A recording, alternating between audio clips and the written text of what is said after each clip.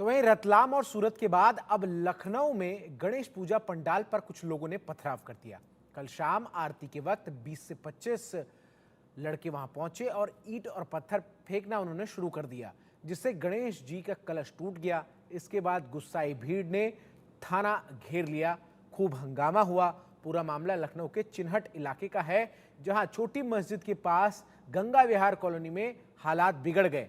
शिकायतकर्ता प्रदीप चौरसिया और उसकी पत्नी किरण के मुताबिक कल गणेश आरती के दौरान 20 से 25 लोग धार्मिक नारे लगाते हुए घर के बाहर पहुंचे और अचानक घर पर पथराव करने लगे।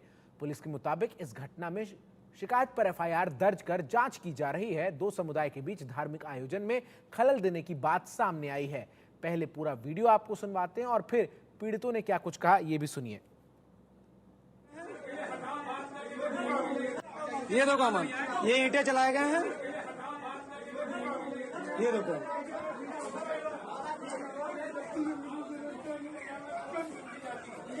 ये देखो कितने बड़े बड़े ईंटें चलाए गए भाई। ये यहाँ का ये माहौल है। ये घटना ये हुई कि हम 7 तारीख को हमने पप्पा को अपने घर में लाकर चांदा की थी।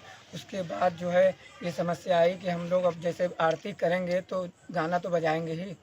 गाना बजा रहे थे तो जिस दिन हमने मूर्ति रखी उस दिन कुछ नहीं हुआ। उसके दूसरे दिन से रोज अल्लाह अकबर चिल्ला रहे थे ये लोग। उसके बाद आज हम यहाँ मंदिर पे भंडारा था तो हम यहाँ थे। हमारी बेटी, हमारी वाइफ और हमारे छोटे भाई की बिटिया थी, वही सब 4 लोग थे और हमारे घर में तुरंत पथराव ने कर दिया, जिसके कारण हमारा कलश और पूजा खंडित हुई। अब ये मुस्लिम लोग थे और कौन था? मूर्ति नहीं खंडित हुई। हमारे बच्चों को ऊपर यही सर से जुदा करो इन लोगों को और कोई बचने ना पाए। हमारी आस्था जो है 7 दिन की मेहनत को बर्बाद करने का इन लोगों का कौन सा हक है?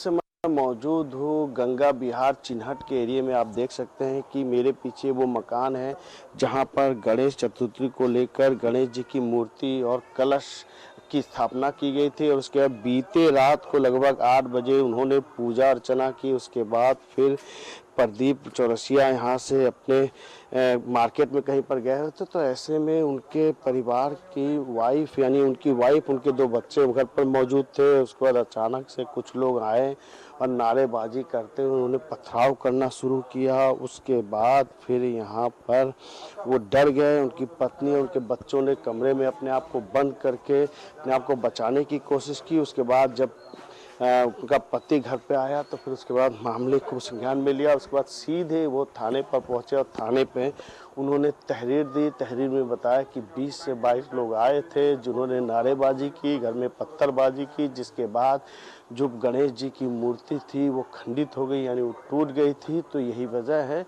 कि जब वो थाने पर पहुंची तो पुलिस पूरी तरीके से अलर्ट हो गई और उसके बाद मौके पर पहुंची, उन्होंने जांच पड़ताल की और उसके बाद 2-4 लोगों को उन्हें अपने गिरफ्त में लिया। लगातार से पूछताछ चल रही है। मामला इंटेलिजेंस, लोकल इंटेलिजेंस ने भी मामले को अपने हैंडल में लेकर उन्होंने मौके का जायजा लिया, जिसपे जांच चल रही है कि आखिरकार जो लोग आए थे क्या वो किसी षड्यंत्र के तहत आए थे या फिर कोई आक्रोश था या फिर कोई साजिश के तहत की माहौल बिगाड़ने की कहीं कोई कोशिश की गई हो। ये जरूर दिखाता है कि जिस तरह से 20-22 लोग आए थे उसमें से कुछ लोग को गिरफ्तार किया गया, उनसे लगातार पूछताछ चल रही है।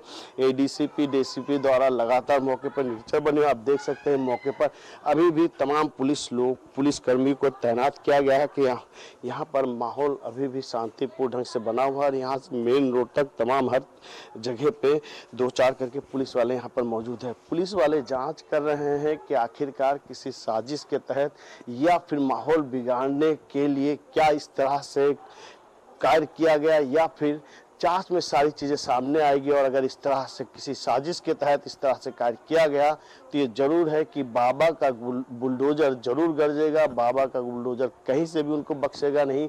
यही वजह है कि प्रदेश में तमाम जगह मैसेज दिया गया कि किसी तरह का कोई भी माफिया अगर करता है या फिर इस तरह से सौहार्द बिगाड़ने का काम करेगा तो उसको बख्शा नहीं जाएगा। कैमरा पर्सन दीपक कुमार के साथ पंकज मंडल, इंडिया न्यूज, लखनऊ। और अब दिल्ली में मुख्य न्यायाधीश DY चंद्रचूड़ के घर आज गणपति